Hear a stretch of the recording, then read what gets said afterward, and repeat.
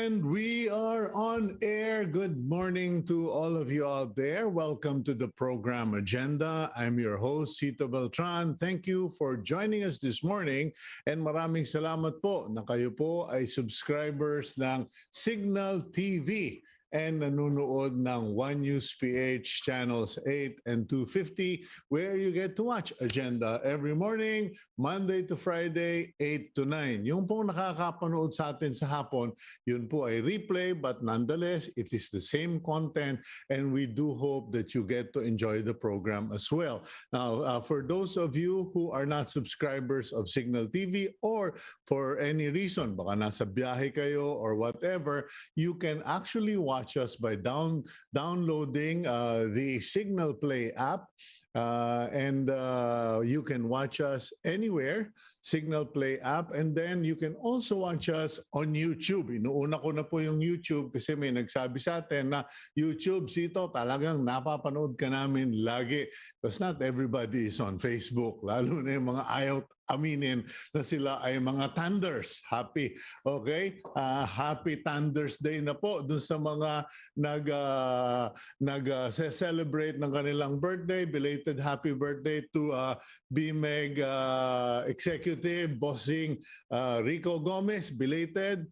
And nga pala, thank you Pastor Luther Mancao. I got a message from Pastor Luther Mancao.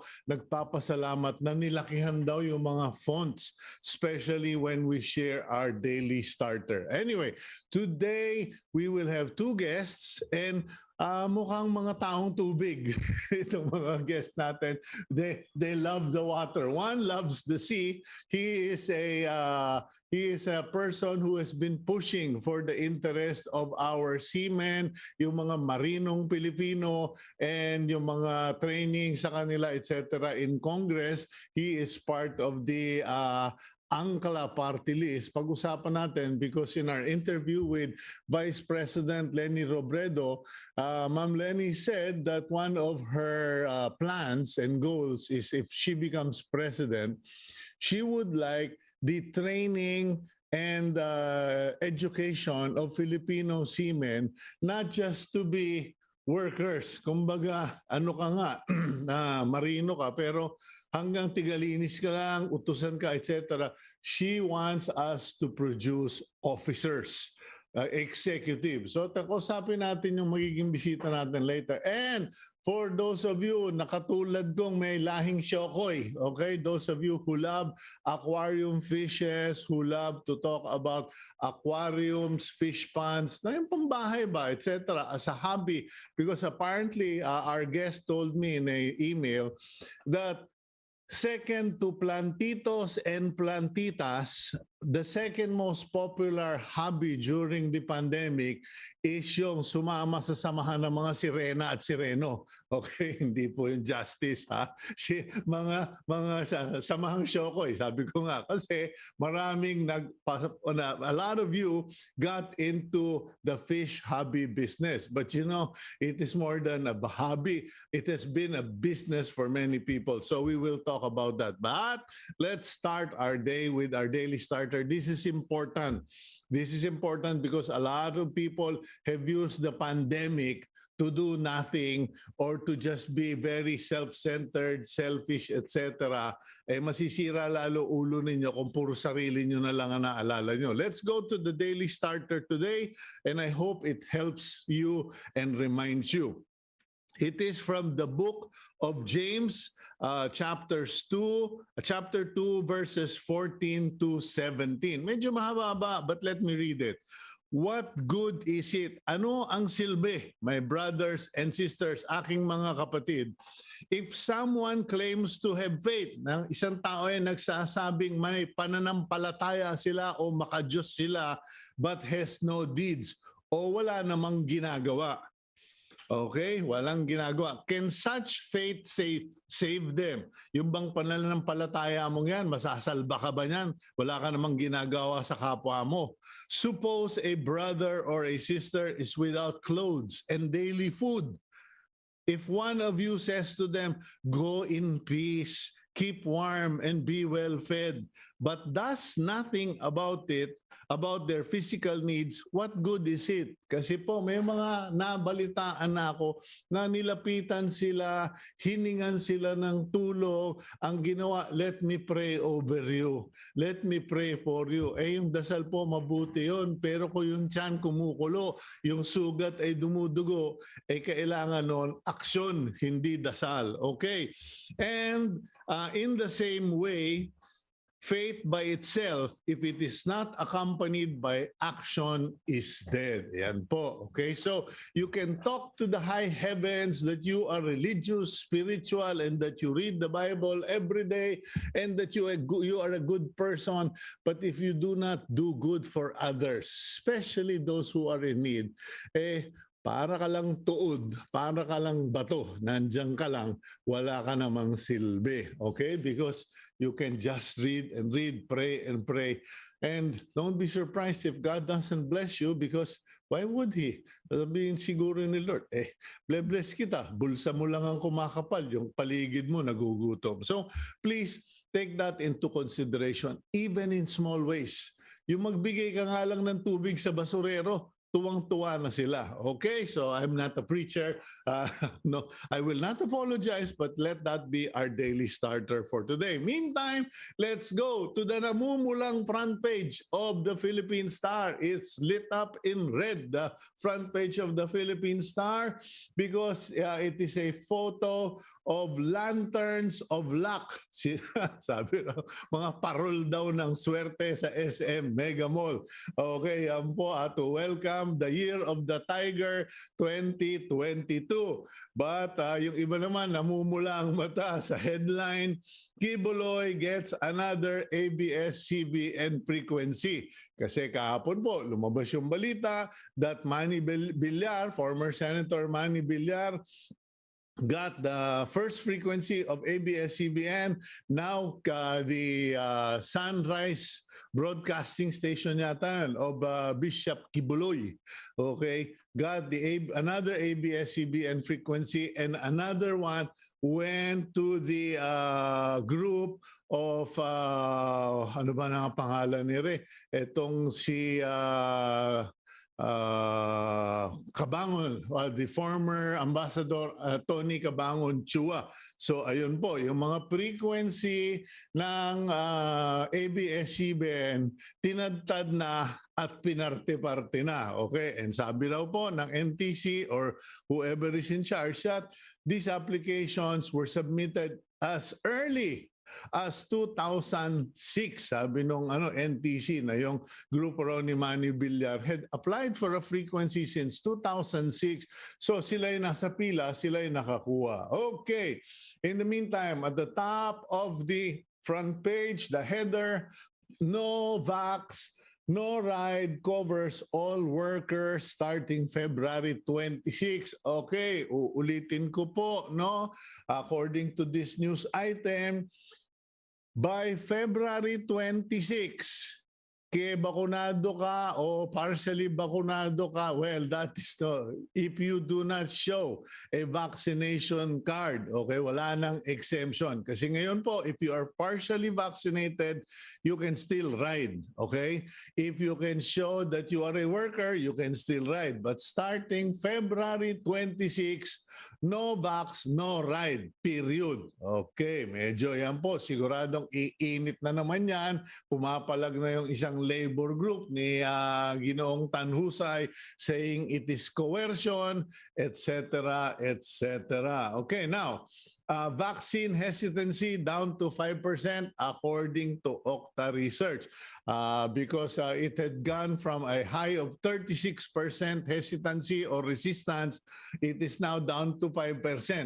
Sino nga ba naman na hindi magpapabakuna kung puwersahan na? Okay, but it's all for everyone's good. We may not agree with the methods applied or the strategies used, but at the end of the day, it is supposedly scientifically for the good of everyone, because if everyone is vaccinated, and I can attest to that, we are vaccinated and we did not get a serious case of COVID. In any case, Omicron risk remains very high according to the World Health Organization.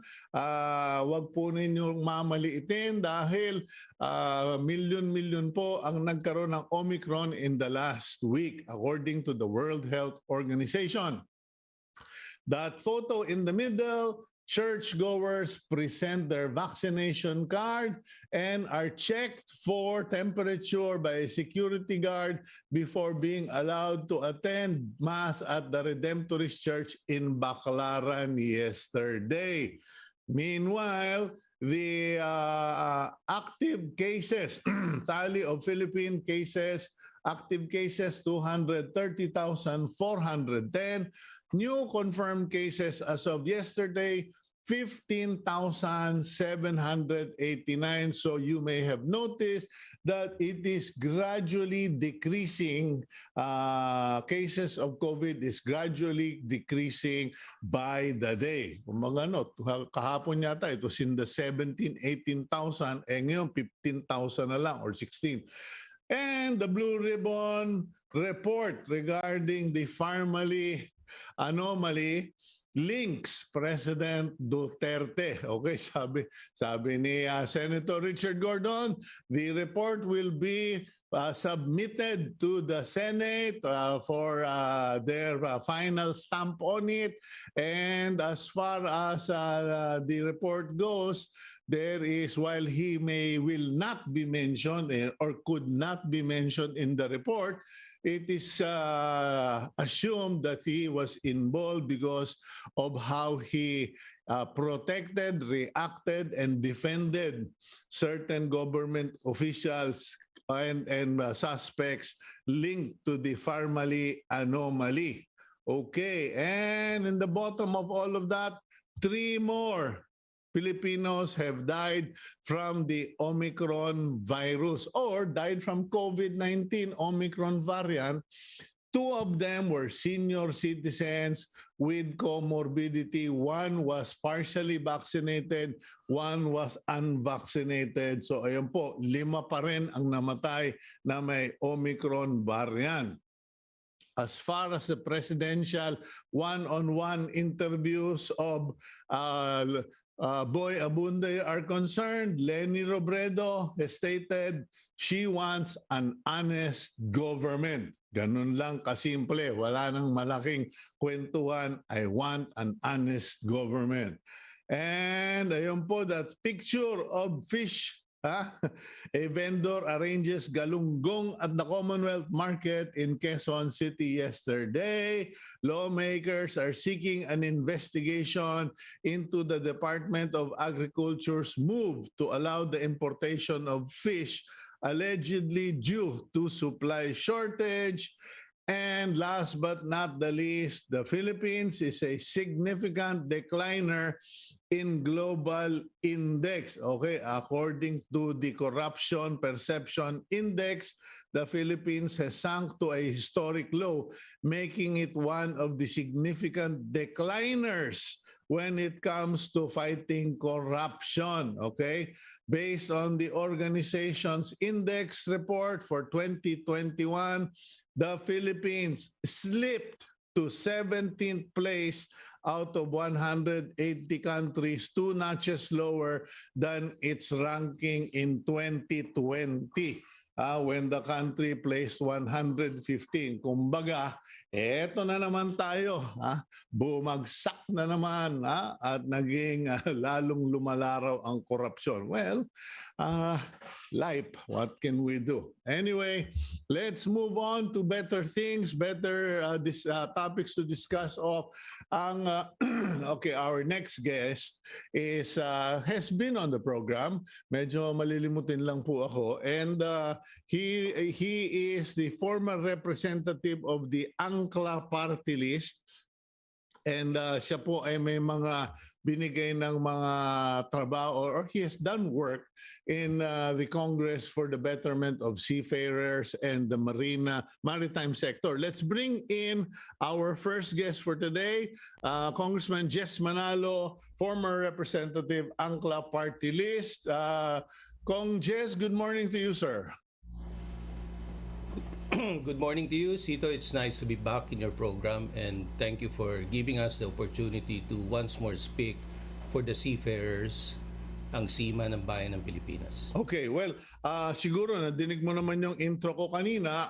In my first and only interview of Lenny Robredo, we talked about plans for Filipinos going abroad. And she immediately, the first mention was our seafarers. Hindi nga kagad yung OFW, but seafarers. And she said that she would like to promote the status of Filipino seafarers to a level where we are sending ship officers and not ship workers. Kumbaga, hindi yung mga mapping the deck and cleaning the bridge, but officers, actual officers. What is our situation as far as Filipino seafarers are concerned? Well, let me put it in this perspective, Cito. There are about 1.8 million seafarers all over the world, manning close to about 74,000 merchant marine vessels today. And there will be a shortage of seafarers by year 2026, particularly officers. But in perspective, the seafarers, the seaman ng Philippines, right now has about 520 of them. Close to 120 are officers, the rest are global maritime professionals or ratings. The misconception of many is that seafarers, mga nagtatrabaho, naglilinis. No. The seafarers is a crew, part of the ship, ang vapor natin, ang barko, ang nagpapatakbo niyan, close to 21 crew. Operational level, management level course, divided into deck and engine. So ang mga maritime, that's why I have an advocacy to promote the recognition of seafarers. The seafarers who are on board are very important. 21 of them, deck and engine, hindi lang yan naghuhugas ng mga floor, no? They're the ones that really man the engine, do navigational watchkeeping. It's a team, Cito. So that is the recognition that we want to be put in perspective. The seafarers are important jobs because they're operating a vessel close to $100 billion, not to mention the cargo. So you can imagine, 21 lang sila. So it's a team up. It's like a basketball. May nanunood, may nagwo-watch, may navigational watch siya, nagmo-monitor ng engine, etc. Sila nagte-take charge sa mga GPS. Okay, but Kong Jess, what is the problem? Because you're correct, dito sa Pilipinas, mas kilala pa yung mga OFW. Mas nabibigyan pa ng pansin. We give, even the media, has primarily focused on OFWs, overseas Filipino workers, and those are generally presumed to be domestic helpers. But why are why are seafarers not getting the attention you would want them or recognition that you would want them to get? Well, that's the reason why we formed Angkla. We sought representation to make seafarers are part and parcel of the agenda of government. And we are glad that Vice President Lenny has recognized the value of our seafarers.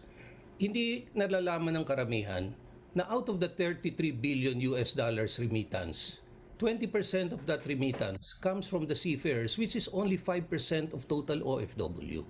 Can you imagine the 5% of our seafarers, numbering about 1 million of them, sending 20% of the total? So that's where we started our advocacy. That's where we went to legislation. And when the Vice President said that there will be priority on promoting officers, we're very glad. Because if you double the officers, the average rate of officers, Cito, is $10,000 to $12,000.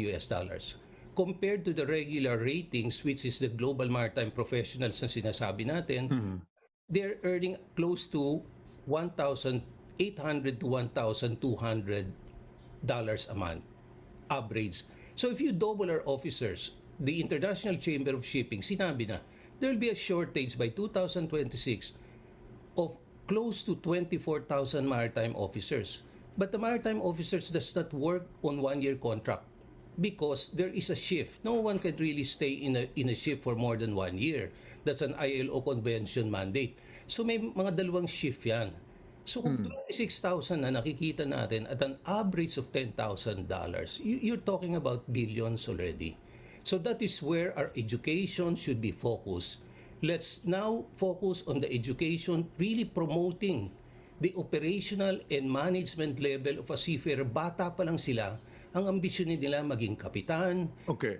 They go to the right. They go and rise up in that level. Okay, Kung Jess, let's pursue that trend of thought. Okay, now you're saying that by 2026 there will be, what did you say, 24,000 shortage of officers. Officers. Okay, That is now as of today. And how long does it take to educate, train, and produce an officer-level seafarer? Kung mag-uumpisa tayo doon lang sa sumasampa. Kumbaga, ano ba ang tawag ninyo doon? Yung ordinary deckhand? Well, it easily takes an average depending on how the cadetship starts. Yun ang nag-uumpisa. Under our education program, our students who actually will qualify to become maritime officers, to which they'll be given a COC, which is the Certificate of Competency. That's 1 year already as a cadetship. Okay? Pag pumasok sila, they will take an exam. They will qualify if they pass the certification examinations to become officers, operational level yan. They will eventually end up as third mate, di ba? Second mate, chief mate, captain. So you're talking about an average really of about 7 to 10 years before they become one. So Okay, so we're three years too late if you're talking about catching the 2026 shortage. we're not. We actually have already on deck graduate students who can actually become officers if there are enough cadetship program for them. Right now, there are close to about 15,000 graduates, but there are only about 5,000 berths for cadetship. So we need to analyze that, how the Philippines can give incentives, and I guess that's where the Vice President should come in if she really wants to support, is how to give incentives even to our local domestic vessels so that we can have vessels for their cadetship so that they can actually qualify. Yeah, but I'm sorry, no, I'm not being sarcastic or I am not being how negative about the Philippine government. But I have always believed that the Philippine government excels only at one thing: collecting taxes. They don't have a track record for giving lots of scholarships or investing in this type of individuals. Kumbaga, sige, gastusan na natin, tustusan natin, bigyan natin ng free scholarship. Total, they will come back, they will become officers, and they will be sending billions of pesos. Parang wala yata yan. I mean, correct me if I'm wrong. It might be a general Well, let me put misimpression. it this way. When Angkla first landed in Congress, the budget of Marina that is in charge of our maritime officers had only a budget of about 420 million. So during my term, it increased to about 1.2 billion so that we can have enough personnel, enough expert to understand the global maritime standards that is much needed to be understood, because maritime is so technical. I even initiated that they will have their own building, so an environment of professionalism will come to them, and we started building it. Unfortunately, because of changes in government, this has been put, somehow it slowed down. So that's where when I heard the Vice President saying that she will support maritime and our blue economy, that is the biggest sign of the seafarers that we should actually be part of the agenda of a presidential candidate. That is the biggest, I think, if ever an achievement that we've done, is a presidential candidate is already looking at seafarers. As what you said, Cito, they look to us as sino ba yung mga yan? But we contribute $8 billion to our economy. And this supports close to about 5 million people. 1 million seafarers, a family of 4. There are 5 million. How many are there in terms of yung bang seafarers, enrolled, active, listed seafarers? Kasi tatakbo kang congressman ng Angkla. Are there enough seafarers to vote you into Congress? Well, we've proven that we have actually won in elections. Yeah. We have substantial votes. But unfortunately, our voters are out there at sea. We don't have computers so that they could vote. So we're losing votes. And kaya nga, Cito, well, I don't want to go into that topic, which is not our discussion. Well, no. I don't mind you mentioning that because it's something, my daughter is abroad. She's living abroad, studying abroad. But she already knows that she will be able to vote in April, 1 month ahead of the Philippine elections because she's overseas. And sinabi na sa kanila kung ano ng Philippine Embassy in The Hague, how they will do it. Now, why should it be any different for seafarers? Well, your daughter and the rest of our OFW will go to consular offices and vote. Our seafarers are at sea. They need computers. You need to modernize our voting system. Or maybe they can be allowed to vote just like some media people or personnel in the military a few months before they leave, before they embark. But that's one topic that, would require a lot more discussion. But the point that I'm driving at, when you said, kaya nga ang Angkla ang tunay na party list ng seaman at bayan. Unfortunately, when you talk about an election, we are going to compete with every party list that maybe might not have a focus advocacy, Cito, like we do. Oh, extension office ng mga politician, ng mga trapo. Well, that can be one. But I'm not saying that, that's the handicap of a true advocate of a segment na kailangan ng bayan. Bakit kailangan ng bayan ang ating mga seaman? Being a maritime nation, we need ships to connect our islands. We cannot be connected by what we call bridges and highways, but we can be connected by ships and ports. So who mans this vessel? Our seafarers. And if I may add also, part of the advocacy of Angla is the blue economy. We are building a ship. When we build a ship, we build a nation. And once we start building ship, we can give employment to our seafarers. That will be a good source of logistics.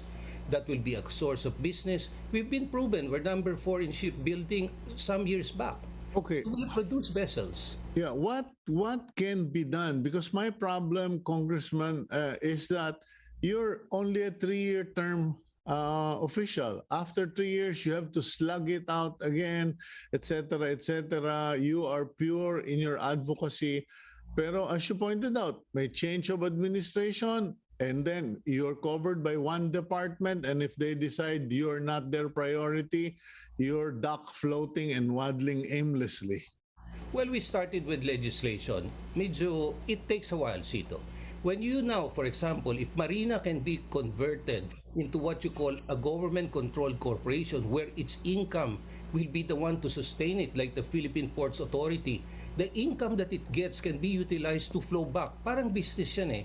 The income that you make should be flowed back as your capital to increase. If the income of portion of what Marina is doing from its ship registry, from its collection of dues and fees for vessels can be used by them, that will be enough and supplement it so we could create experts. Ang kailangan kasi Cito, the environment where maritime is actually number 1, So, run by people who actually understand it, educational system whose curriculum matches with the rest of the world, assisted by the private sector who are there wanting to help. That unity, the private-public partnership of government in maritime and the public industry working together because there's a big market that we could get. pero hindi ka ba dreaming, Congressman, in trying to convert the marina into a government-owned controlled corporation? Because you cited the PPA as a GOCC. So obviously there is a business model or a template for it. But how long does that take? Well, in legislation, I was able to prove that Marina became the single maritime administration in a record of 7 months. They said it was impossible, but we Okay. did it. So if we have a president that is supportive of the maritime industry and proper legislative agenda is set beforehand, the possibilities, Sito, will come. It will Okay. come. Has it been done in other countries and has it been profitable? Kasi siyempre at the end of the day, it's simply a profit loss presentation. That's why we need to see globally, not inwardly. Hindi yung Mm. nalakihan natin. Yeah. Look at other countries. Let's go to Indonesia. What do they have? A Department of Maritime and Aquatic Resources. What does it mean? Ang aquatic resources natin, fisheries, nasa Department of Agriculture. It should be with maritime. Let's go to Korea. They have a Department of Maritime. Sa atin, isang small entity that has a budget of 420 million with billions potential in shipping. So the legislation agenda that we have is all in set. In fact, I have worked without the legislative. I was able to set the Admiralty Court with the Supreme Court to prepare us for judicial action with experts, judges who understand what it means to try a case on shipping. So if the patterns of ship registry, if the pattern of the Admiralty Court, education and knowledgeable people with budget, what I'm saying is we give them fund, they will have to be responsible. Our marina people are doing well to my mind. They're trying their best. But what can 420 million do, Sito? How can you attract people there? We need schools, maybe AIM, those schools, CRC, LaSalle, Ateneo to take up masters in ship management. Do you know what ship management is? That is the future. It used to be crewing. But ship management already entails operation of vessels from our country. Singapore has hundreds of ship management employing Filipino ship captains and experienced ship engineers running it. Why can't we do it? I said it can be done. That's why the structure of government has been done. The infrastructure, I had to set a building for the first time. Marina has its own building. So when foreigners come and shipping owners, at least they will be well received in a structure that is conducive to discuss business. And if Hindi warehouse. it used to be like that, sad to say. Oh. It was in Save More, a supermarket. And that's where I woke up. I said, this can't be done. And through the effort that we have done, we managed to put that building. It's a 10-story building shaped like a ship in Rojas Boulevard. That is just the start, Sito. It's the priority, and I'm glad that this is an election year for the president. And as advocate, we're going to promote to any presidential candidate, take a look at shipping. Take a look at the blue economy. Respect our seafarers because our seafarers are moving the world, Sito. Well, Today, yeah. the country, the world looks to the Filipinos as the seafarer of choice. They want Filipinos. But how do we get them on board? When the pandemic came here, we were in disarray. They look like, diyan kayo, you were out at sea for close to months, you stayed there, you have been tested to be negative.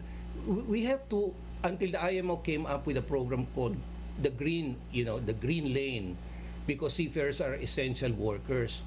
So marami tayong gagawin. It's not dreaming, Zito. We're challenged by the Oh idea. no, I have no doubt. I don't question your vision. You clearly have a vision. It's a good vision for the nation. It is a great vision for the industry and for seafarers.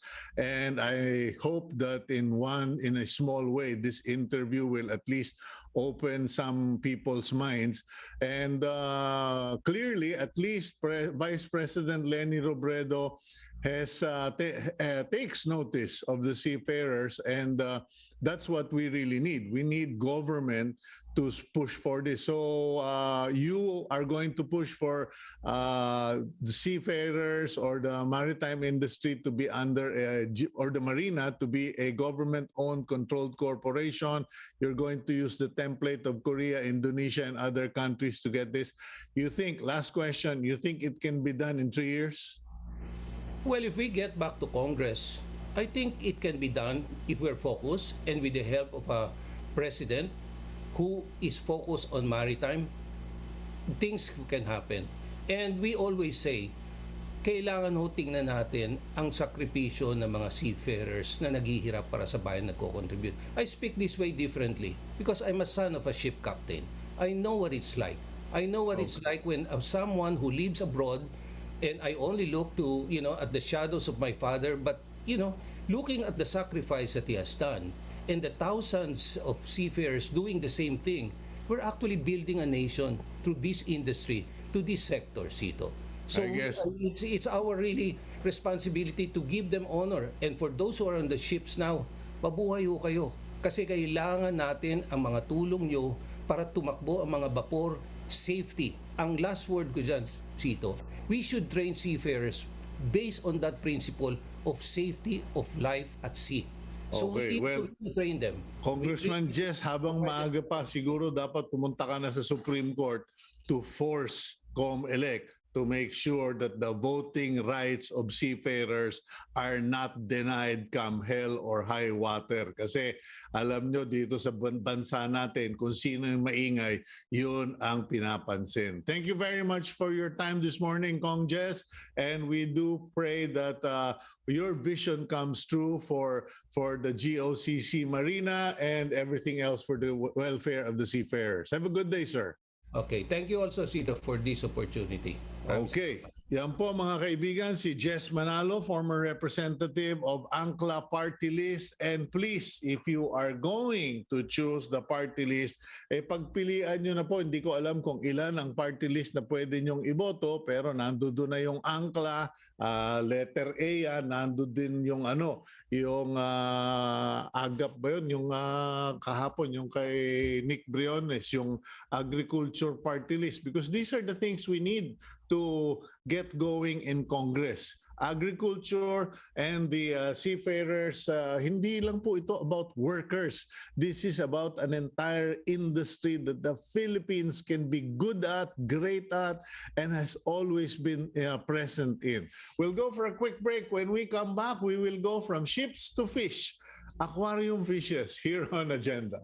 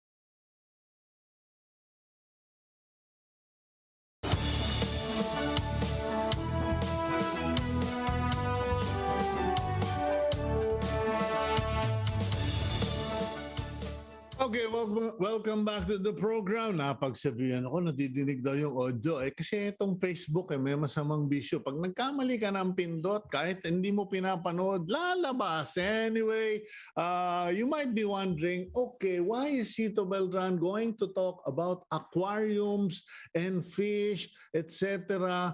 I mean, what is the connection of a hobby for news and current affairs? Well, actually, One News posted yesterday online a report or a story about how one of the biggest manufacturers of aquariums, and I guess they're in the fish aquarium business in France, declared that because they cannot seem to educate. Kasi ito po nangyari. They determined yung fish bowl ba, yung bilog, that small bowl that we all start with when we were kids. When we wanted a fish, our parents would buy us a fish bowl and they would buy us a goldfish. Anyway, this company in France decided, and CEO said, enough is enough. we have determined that this is not good for the health of the goldfish or fish. It drives the goldfish crazy, and it is animal cruelty to keep them in those small bowls. But because they can't seem to educate buyers, what they said is, we will stop selling itong mga fish bowls. Of course, that's in France. I'm here in the Philippines and in Asia, it was still a common practice. But it was a very interesting topic because I myself have always been in the fish hobby, and no one really talks about animal cruelty to fish. Kumbaga, there is cruelty to dogs, there is cruelty to cats, etc., even to horses. Pero no one talks about cruelty to fish. And this company said, if you keep a goldfish in a bowl, it is animal cruelty. So what they said is, enough, no more fishbowl. We will only sell aquariums that are rectangular. Yung mga pahaba, square, hindi naman square, pero pahaba, rectangle. Pag hindi pa nyo nalaman yan sa elementary, bumalik na kayo sa eskwela. And only minimum of 15 liters or 4 gallons. So, ayan po. So, what we did was, I said, okay, I know just the guy. He just put up a website, but he's been in the business, I thought, for 25 years. More than 40 na pala yung kanyang pag-aalaga ng isda. He's considered one of the experts in the country. Let's go to my compadre, Angel Ampil, the fishy guy, fish expert. Okay, Angel, welcome to the program. Hi, good morning, Cito. Thank you for having me in your show. Okay, Angel, you've always been known as the fish guy to people we know and who are in the hobby. And what's your reaction to that French declaration na wala nang fish bowl? Ano ba yung masasabi mo tungkol dyan sa fish cruelty by putting them in a fish bowl, particularly goldfish? Yes, no, actually, it's I guess it's about time. I mean, we're already in the 21st century, no? So yes, indeed, I agree na it is a cruelty to animals, no? In the sense na talagang napakaliit ng fish bowl. But you know nga, sadly, you know, for those who went into the hobby during my time, no? Alam mo, nung bata tayo, it was really a goldfish in a fish bowl, no? That's, for me, that's an iconic expression of a kid taking care of his pet fish, no? Diyan tayo lahat nagsimula eh. Maybe because that time we didn't have much alternatives, no? Ngayon kasi, syempre, marami ng aquariums, no? And then dati wala. You're basically stuck with a fishbowl. In fact, ako garapon nga ako eh. Nag-umpisa nung bata ako. And also, nowadays, of course, there are smaller fishes. So you can actually put smaller fishes, hindi kagaya ng goldfish, because goldfish is really a big fish.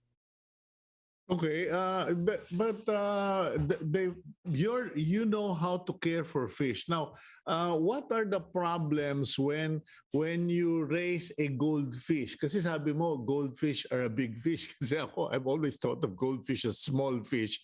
And it seems you complicate having a big fish in a small bowl.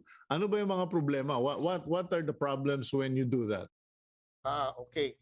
So number one, no, in fish bowls, no, if you look at it, actually may dala ako dito, no, sample, no. So this is I mean, of course we've seen a fish bowl. But normally paglalagyan natin yan dito ng tubig, siguro mga ganyan, no. One of the things is that the higher you go up, mas lumilit yung surface area. The surface area of the tank actually provides for more oxygenation in the environment, no. So yung fishbowl, mas taasan mo ng tubig yan, mas sisikip liliit yung surface area. So that's one of the problems with the fishbowl. Okay? Pagbaba mo naman para lumaki yung surface area, you have less water volume naman, no? And another thing with the fishbowl is that it's really very small. I mean, you're talking about with this fishbowl that I just showed you, about 2 liters. Mhm. Meron nga ako dito isa pang fishbowl. Siguro parang isang baso lang ito eh. So, it's really very small. It's a very small uh, tank for such a big fish like a goldfish. Yeah.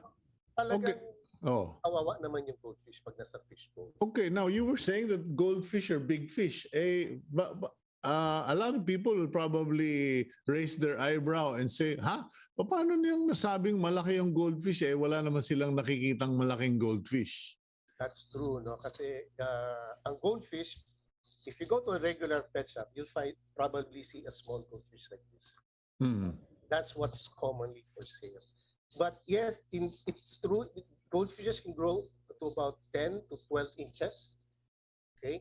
And not just the size, it's the bulk. Alam naman natin lahat ng mga goldfish, kaya nga cute yan kasi matataba di ba? So they have matataba sila. So they create what you call a lot of bio waste. So malakas silang magdumi, no? Mhm. And given it's a small tank like a fishbowl, mas madaling dumumi yung tubig sa isang fishbowl. Mhm. How often do you have to clean kung fishbowl? Kasi I guess we shouldn't even be having that discussion because from what you're saying, just forget the use of fishbowls for aquarium hobby. Now, the French company, I just really, I don't know if I don't think I was able to write down their company name, but they said from now on, only rectangular tanks that are 15 liters or sabi mo 4 gallons. What are the tips that you can give? Kasi balita ako sa second most popular hobby raw to plantitos and plantitas itong pag-aquarium ngayon. Yes, I was told that, no? That a lot of people actually took up fish keeping here during the pandemic. Well, siguro, no? Some tips that you can consider, no, when you're starting off with a hobby, no?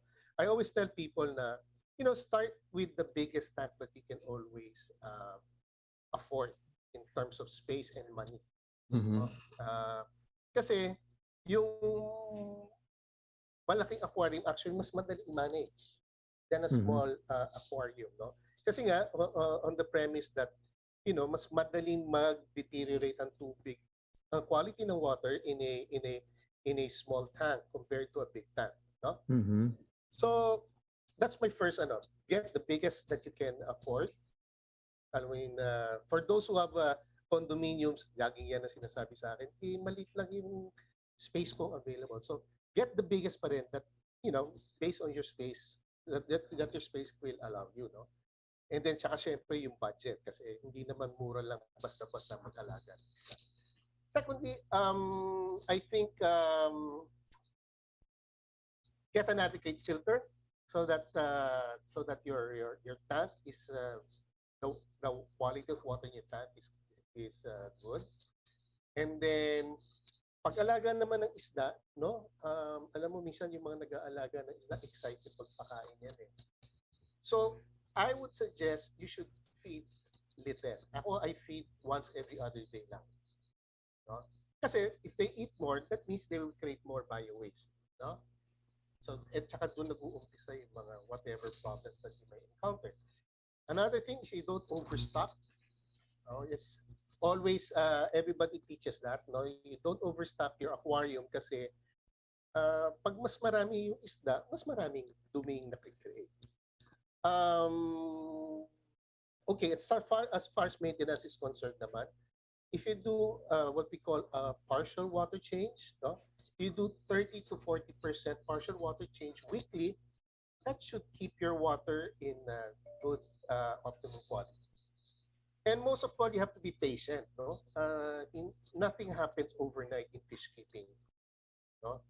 Take time, enjoy, and most importantly, I guess, during the pandemic, no?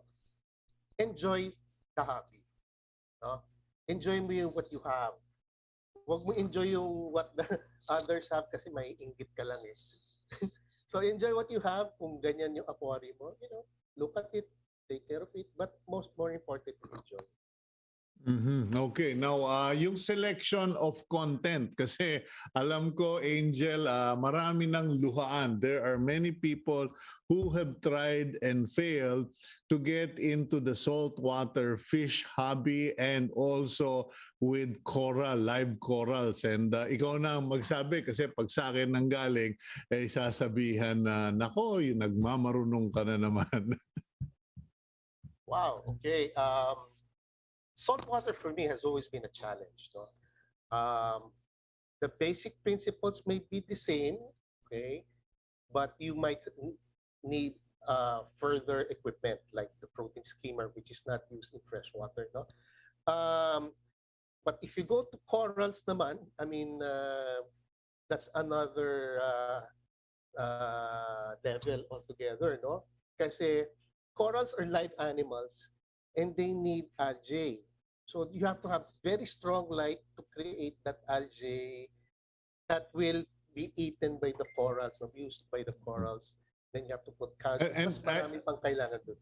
I think what's most important that we mentioned today, Angel, is the fact that it's illegal. Most of us don't know this, but it is actually illegal to harvest corals from the wild and to keep them in aquariums. Am I correct there? Yes, I do believe so. I do believe so. Okay. So, any other tips during this pandemic? Kasi ano ba ang naging most popular ngayong pandemic in terms of fish keeping? What is the most popular fish on the market now? That's a tough question. No? Kasi syempre may bias ako for the certain kinds of fishes that I keep, I like. Mhm. But I would think generally arowanas are still very popular. Flower horn, though I never kept flower horn talaga, no? It's still very much popular with the fish keepers in the Philippines, no? Kami sa grupo namin, we have a group of beacher collectors, okay, and cichlid collectors. Those are the basically, I guess, and of course, goldfish will never run out of goldfish. I mean, Okay, but I mean, how do people now get their fish? Kasi sabi mo nga, pandemic, not a lot of people are brave enough to go to, fish yung aquarium areas na masisikip, lalo na in Cartimar. How do people get their fish now? well, sa totoo lang, like they said, we grew 5 years in advance because of the pandemic, no, digitally, no, that's what people say. And yes, we've experienced increase in online selling of aquarium fishes, no. A lot of people get fishes by paying online or transferring through electronic bank transfers, and then for the payment, and then the fish delivered via Grab or Lalamove or whatever services. No? Okay, so naka-adjust. Okay, now do you recognize this picture, my friend? Of course. Okay. Yan That's po, one of my favorite places to go to. well, it is now currently undergoing rehabilitation, but that, ladies and gentlemen, are my aquariums here in Capitolio, and that is just hindi po sa nagyayabang kasi nire-rehabilitate ngayon yan, but that is just to emphasize what Angel Ampil was sharing. Kung mag-aquarium kayo, lakihan nyo na. Because that setup is evidence that the bigger you go when it comes to aquariums, the less maintenance you require, and the less fish that you keep in a large volume of water, the easier it is for the fish to grow bigger. Now, one thing that I actually did not know, and I have now learned from this interview, Angel, is that goldfish can grow from up to 10 to 12 inches long. Totoo ba yan? Yeah. I've seen big ones na kailangan 2 kamay ang hawak mo kasi hindi mo mahawakan ng isa. Aha. Okay. Okay. And what about the story that I think I don't know. I think I heard it from you of a couple whose fish lived up to how many years old, Kanyo? Okay. Actually, sa Google, no? Nag-Google lang ako kasi nakita ko doon sa news ad ninyo that goldfish can live up to 30 years, no? In fact, just a Google search showed me that there was this goldfish that lived up to 43 years in captivity in the UK. No? The name of the goldfish was Fish, and apparently they got fair. So siguro, ako tingin ko, yun yung mga maliliit na goldfish lang, nilalagaan nila, and lived up to 43 years. Okay. Now, what about kois or yung for most ordinary Filipinos tawag nila karpa. But for the more sophisticated collectors, they're called kois. I've seen people, meron nga akong kaibigan magagalit sa akin. I'm sure he's watching. But he keeps kois in a huge aquarium. 100-gallon aquarium. And sabi ko, bro, magpahukay ka na lang ng fish pan dyan kasi ganun din yung labanan dyan eh. At least lalaki pa yung koi mo. What tips or advice can you give to people who are getting into the koi collection or koi fish care? Wow. Okay. Koi. Well, for one, koi are, they grow, what, 10, 20 times bigger than goldfish. I mean, they grow up to about over a meter in length. Mm-hmm. So that means mas malakas sila dumumi, mas malakas sila kumain, mas malakas sila dumumi. So you need a very strong filter. Okay? And true, I would always advocate a pond. If you're going to keep kois, go get a pond. Pond with a very good filter. The pond should be big and deep because malaking isda talaga ang koi. No? And of course, pag nag-umpisa kayo sa koi, magbasa kayo kasi napakarami ng kailangan nyo matutunan about koi. At maloloko kayo by keeping koi basta't once you get to it. Okay. Well, Angel, I do thank you for sharing some of your expertise kasi, of course, we can't fit it all in 25 minutes, but I do hope our little conversation will at least make people think twice about using the small fish bowl for a goldfish that may look small but grows up to 10 to 12 inches and ages up to, sabi mo nga in Google, 40 years old. Thank you for your time today, Mr. Angel Ampil. Thank you very much, Cito. It's always a pleasure. Okay, that's my friend, my kumpare. We're very transparent. Kumpare natin yan. We became very good friends because of the fish keeping hobby. And I do hope for all our friends na nag-aalaga po ng mga aquarium fish, go for the size of the aquarium, not the size of the fish. Kasi unless you have the space, you're just going to be, sabi nga nila, that will be abuse of the animal. Okay, let's go to our weekly blessing as we end today's program. We have, I've read it from the past. Oops, okay, mukhang na-miss out yung print today. I am going to have a problem reading this, but anyway, let me go to it. I am going to have a problem reading this. I'm so sorry because I don't think I have it in my cue card here. Anyway, pakibasa na lang po mga kaibigan if you would, because I seem to have misplaced it in the cue card. And anyway, we will carry on. I do hope you get to read it, that you are blessed by this verse from the book of Job, and promise that everything will go well. Okay, that's all we have for today. It's 8:59. Thank you for joining us this morning. I'm Cito Beltran. Please keep it here on One News PH.